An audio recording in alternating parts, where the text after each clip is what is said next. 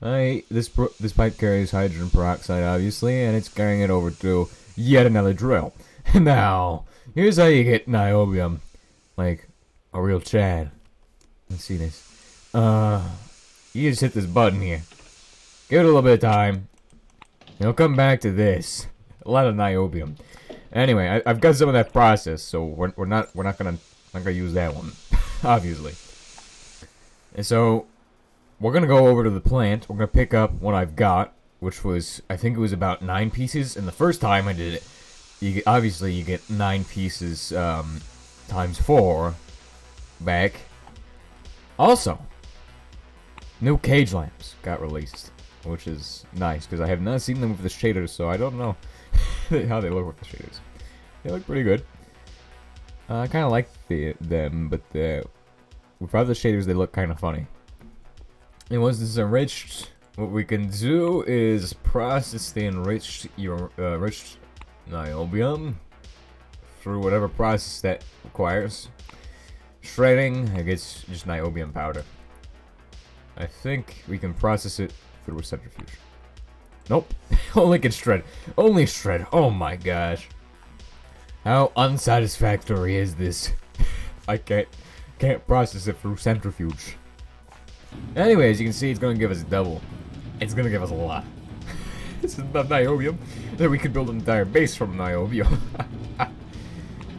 That is just for the 9 pieces. The other 16 will give us like 40 stack, even just like right after processing.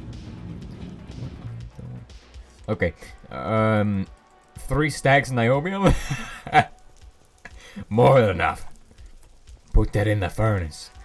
Get that cooking into the good stuff, you know what I mean? Right. Alright. Okay, so with that, we're cooking niobium.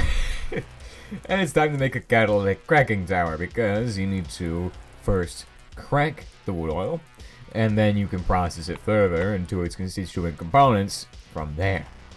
And now that we have niobium, making a cracking tower, a fracking tower, any tower is literally the cheapest thing you could possibly imagine us doing. As you see, niobium is the most expensive components in those. Okay, so we need 16 of them. Then we're gonna need 3 of these things. Those come after the big steel shells. 4 polymer or niobium bar, or not niobium. Polymer or bakelite. We should have some bakelite just lying in storage. You can notice that that building is looking beautiful. It's still a work in progress, but it's coming along, I think. Only 9 bakelite, but we have a lot of petroleum gas, so aromatic hydrocarbons will just get processed rapidly through that.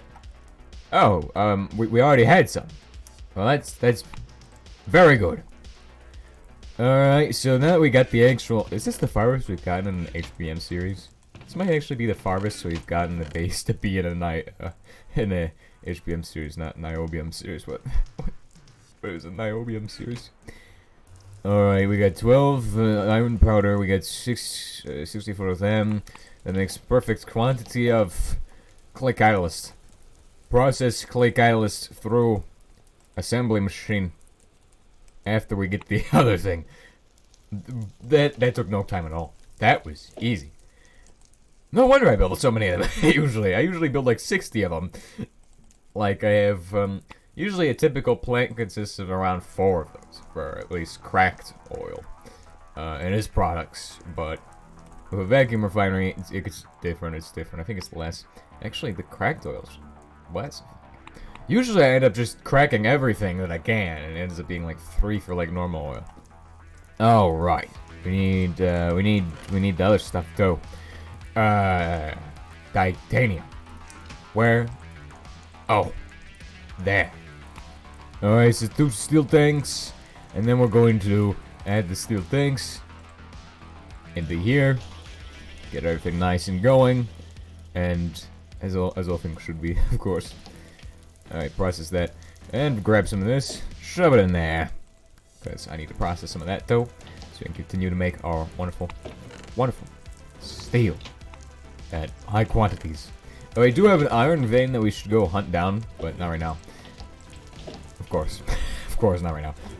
Holy crap, we're gonna get a lot of stuff done. I just now realized, from the heat exchanger to the coking tower to the catalytic cracking tower that we have right now on us. We already have most of the stuff we needed to do done. It's just we hadn't put it into position, but now we're putting it into position and it's like, oh my gosh, I need more space in my inventory. That's what it feels like right now. Anyway, what are we gonna do? Well, we're gonna go ahead and set this up. It may be nighttime, but it's kind of beautiful to see the base at nighttime, isn't it? I really need to place down some more dirt here because this place is like absolute havoc and it's not great. Need more dirt here. Need like a dirt platform layer. But that won't stop me from placing these down right now. Alright? I can still place them. Anyway, we're gonna just go ahead and make this shape like so, I guess. Gonna make sure to surround this guy nicely. Position set. Then you slap all the mirrors into angle. Like so. And that will give us extra power. Now, since the cracking tower runs on steam, it's going to have some issues with this guy eating steam too. So we're gonna set up this setup right here. We're just gonna place him, I think, right here. Right now, we don't have enough space there. All right, I guess we'll go for right here. It has to be next to these steam pipes, and hopefully they don't hook in. It's a water pipe. We don't want water going in there. I don't really. I mean, it's not like it's gonna go in there. The recipe doesn't call for water. It's just kind of annoying looking, and rather bothersome when that happens. We'll place it there. That should do the trick. Now that place, I have to admit, is looking quite crazy already. It's looking insane. You can see the cracking tower. You can see this steam, auxiliary steam thingy, and then you can see the smokestack. Oh, amazing. Anyway, the thing we need to deal with here is the steam and low pressure steam, which are going to be going through these pipes here. Then on this side, we'll have the actual wood oil. To demonstrate what we're going to do, we're going to take steam, and we're just going to take the low pressure steam pipe, and we're just going to do something like this and this. As you can see, it works perfectly. So we set this guy to steam, shift click, low pressure steam, and shift click. Nice. And that connects that thing in there, and as you can see, it's not getting any well, it's got steam. It's got 8,000 liters of steam. I should have picked up more water. And it's fine. Now, more importantly, I can take from this guy, pipe him through the wall, yet again, another pipe going through the wall, and have him head over to this guy. And this one is going to carry, you know, the wood oil. Yeah, okay, there we go. As you can see, if I set this guy to wood oil mode, now he gets steam, wood oil, and is now making heating oil and aromatic hydrocarbons. Which, the aromatic hydrocarbons, of course, will be sent over to Bakelite, and that's pretty much all I have about that. But really, the thing that needs to be processed the most is going to be that heating oil. That's going to go inside this building here. And there's a reason there's a smokestack on it. Let me introduce you all to the behemoth. The largest part of this project. The most biggest machine you'll ever see. Wait, what pipe is this? That's steam. Okay. Nice. I could share steam pipes there. That's handy. Oh, wait. I need this guy to be a block outwards from that. Otherwise, well, I mean, I don't know. Maybe putting a hole in the wall would be kind of nice. Actually, kind of like that. Oh, wait, never mind. I can't do that. That's not gonna work. Reason being, the thing. Yeah, you understand what I mean. Alright, I've redesigned it. So low pressure steam is going to connect both these guys to the system, and then as you see over here, we're sharing the other pipe, which is going to be the steam pipe between the two of them. Nice, and it saves us a bit of piping, except on this side where it didn't really save us any. So we only saved one pipe by doing that. I could have tried to find a way to save more pipes, but honestly, I don't think there was really a way to do that. This guy goes straight through the roof. And I think he's on the same level as the rest of the roof, too. So he won't look out of place when we finish up with him. So we're gonna need to go grab some actual exhaust pipes. Now this guy will turn your world into an absolute smog-fest New York City in like 2 seconds. But of all the machines in the mod, he is one of the coolest, one of the best, and also one of my personal favorite machines. Mainly because we're gonna have to get another one of them at some point. Also, he adds to that building like it's like butter to bread. It makes the flavor so much better. The variety of random garbage we have on this building is absolutely outstanding. Alright, so that should be the main structure there. That carries the actual garbage. Well, actually, I kind of want to move it up a block. Just for aesthetic reasons. That looks much better.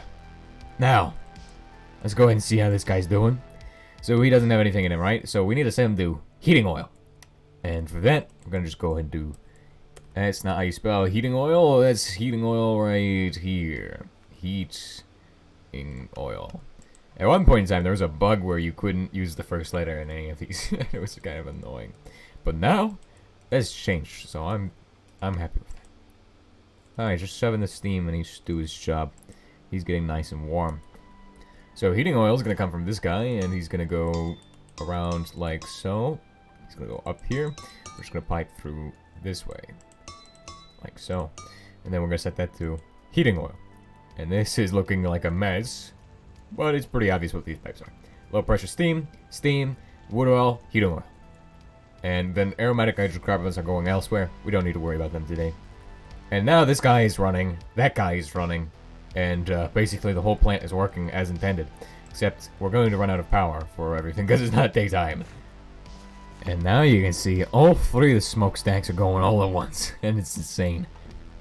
But anyway, what this guy is producing is coker oil and petroleum coke, which we can process further. However, today I don't think we're going to do that. I think we might see that for next episode. Let me see how much time we got.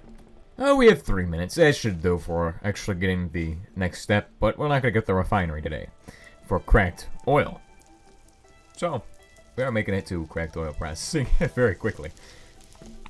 We need 12 steel ingots or plates or whatever that you want to process back into a into one of these cast plates and then into welded plates and it's a whole process. Let's see what we got in there. Absolutely nothing. All right. We'll give that some time. So we're gonna weld these plates into welded steel plates, and it should take 0 time at all. Yeah, once that's finished, all we have to do is run over to a crafting table and then do what this game is all about and shove them all together.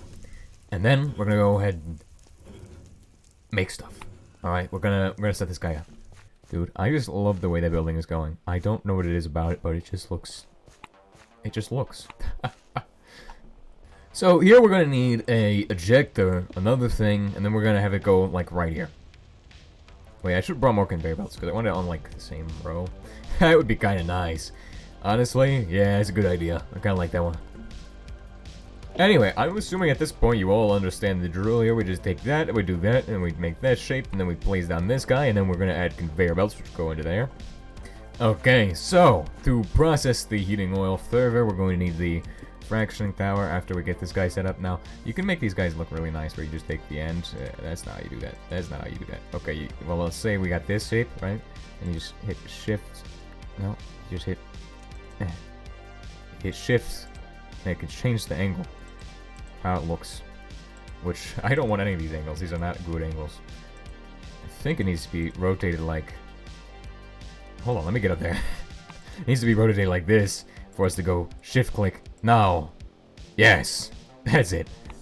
Now imagine this. Comes out of the machine very perfectly. Nice and smooth. Probably is a little slower than just going in like a straight line, honestly. And this thing is running real hot right now. Apparently, it's achieving temperatures of around 100,000 thermal units, which is kind of large. Okay, so we're gonna hook up the new... Oh no, this is gonna get in the way. Dang it, I have to take down one of the lights. Alright, that's gonna go like that, right? We're gonna take a regular pipe, not an exhaust pipe. We're gonna set this guy to coker oil, and that should basically allow us to make... You know, you'll see what it's gonna do. You'll see what it's gonna do. Oh dear goodness, please. Okay, we have coker oil, cracked oil, and heating oil again. Now let's see what got it explodicated. There was nothing in our base. Okay, good. Okay, I guess we can put the light there now. But we're gonna take this stuff, and we're gonna pipe it back through the system. into this guy here. Heating oil goes back into here to become, yet again, coking oil. And that's how this setup works. Quite brilliant, quite extraordinary, isn't it? So our solid products are charcoal and, of course, petroleum coke, which is rather handy.